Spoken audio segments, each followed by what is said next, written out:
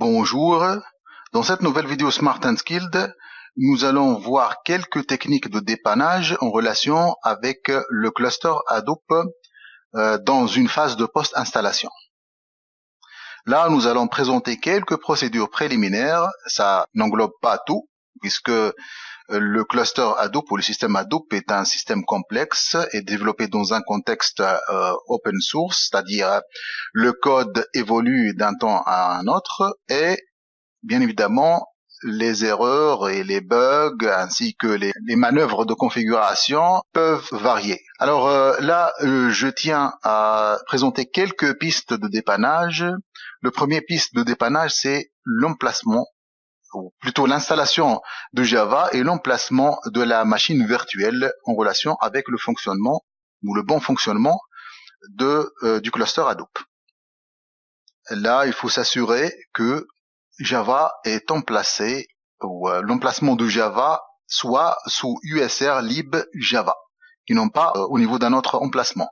Bien évidemment, ça dépend de la procédure d'installation, que ce soit offline ou online. Ça dépend aussi de la distribution Linux, la version Java utilisée ou téléchargée et installée.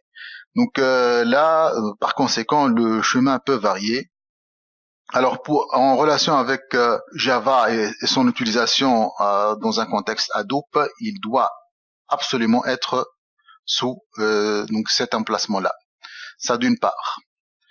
D'autre part, il faut ajouter la variable d'environnement Java Home au niveau du bash RC. Donc, et ça doit indiquer le chemin correct vers le framework Java.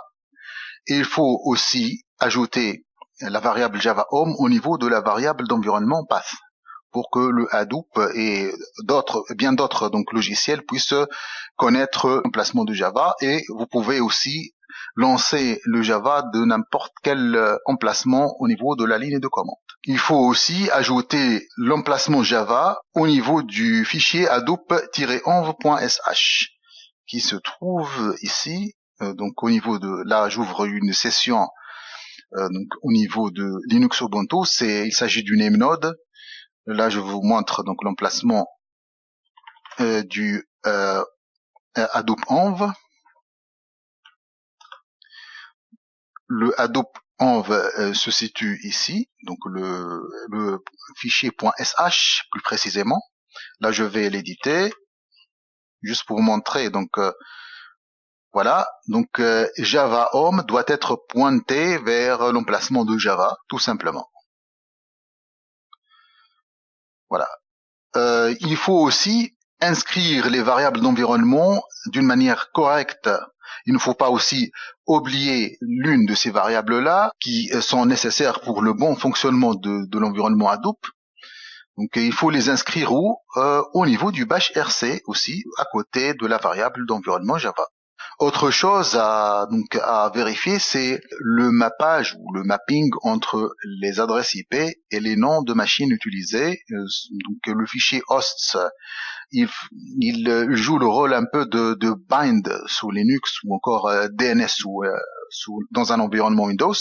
Il permet aux machines de se connaître au niveau du réseau grâce au mécanisme de résolution non adresse IP. Là, parfois, l'acquisition des adresses IP est faite à travers un serveur DHCP et les machines peuvent de temps à un autre être redémarrées, et lors de redémarrage, donc, la machine prend une autre adresse IP, par exemple le name-node prend une autre adresse IP autre que 192.168.153, et ça peut donc affecter le fonctionnement du cluster Hadoop.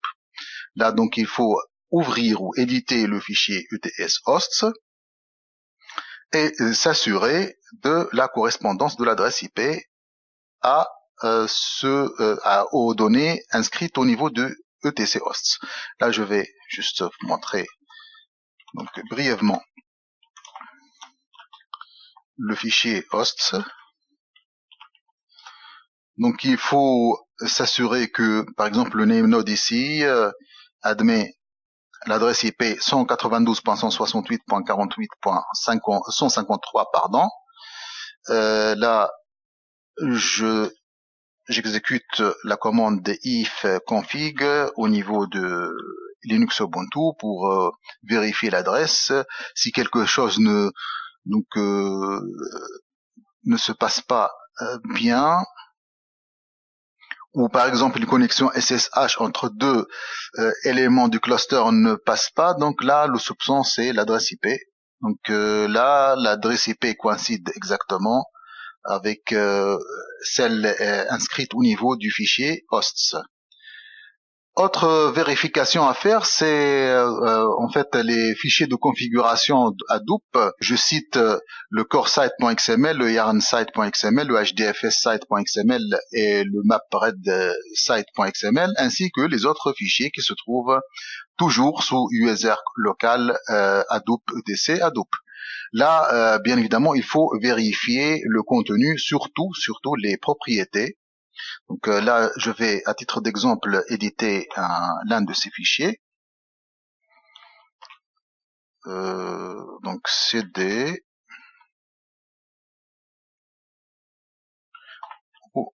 donc usr local Hadoop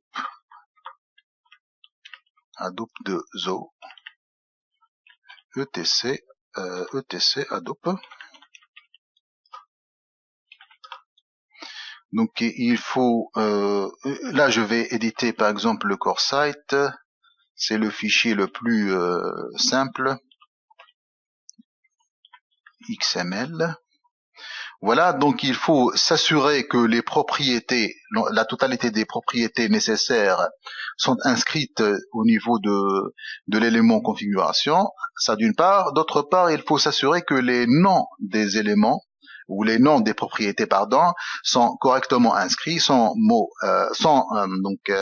des fautes d'orthographe, ainsi que les valeurs aussi. Donc on va vérifier, ou encore on doit vérifier cela fichier par fichier pour s'assurer que la configuration est correcte. Voilà. Ça pourrait être aussi d'autres facteurs externes. On parle toujours d'anomalies de fonctionnement du cluster Hadoop. Ça peut être à cause des configurations du pare-feu. Là, on sait bien que l'ensemble du système Hadoop est basé sur les services, et les services utilisent des ports. Là, si on bloque des ports bien déterminés, les services ne peuvent pas communiquer mutuellement et le cluster Hadoop peut montrer quelques anomalies au niveau fonctionnement. Ça pourrait être aussi une question de version Java utilisée. Là, le Apache Hadoop conseille vivement d'utiliser la version 7 Java parce que c'est la version la plus stable en relation avec le cluster Hadoop ou la technologie Big Data Hadoop.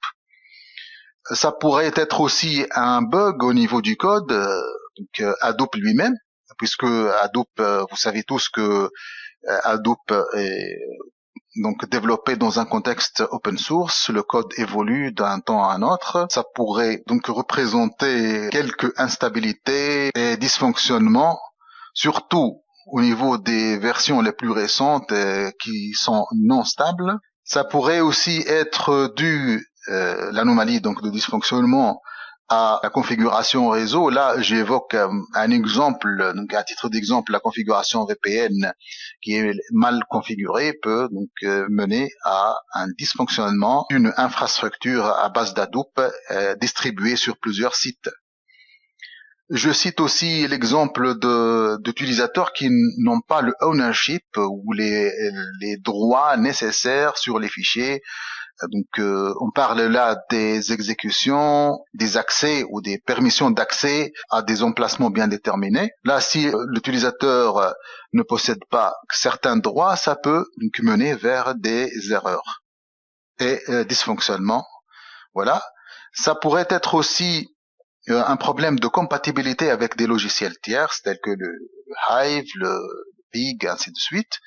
Et là, pourquoi? Parce que les logiciels évoluent d'une part et le Hadoop évolue d'autre part, et il y a des changements du côté et de l'autre côté, et bien évidemment ces changements peuvent résulter en des problèmes, en des soucis de compatibilité. Et là, nous devons avoir l'expérience nécessaire et donc les outils nécessaires pour adapter les nouvelles versions de logiciels tierces parties au cluster Hadoop. Vu que donc le cluster Hadoop d'une part est open source et bien évidemment les autres logiciels utilisés dans un contexte big data peuvent aussi être donc open source ou encore des logiciels propriétaires, et dans ce cas-là, il faut demander l'aide et le support des éditeurs de logiciels en question. Ça pourrait être aussi en relation avec les ressources utilisées, à savoir donc la mémoire vive ou encore le CPU, et enfin donc le stockage. Et là, on trouve fréquemment des soucis en relation avec le fonctionnement de Task Tracker et Job Tracker dans ce contexte-là essentiellement. Alors, ce qu'on a vu au niveau de cette vidéo, c'est on a présenté quelques procédures préliminaires pour repérer les erreurs et les anomalies de dysfonctionnement d'un cluster Hadoop. Et nous avons également évoqué quelques facteurs extérieurs qui peuvent affecter négativement le fonctionnement du cluster Hadoop. Au revoir et à la prochaine vidéo Smart and Skilled.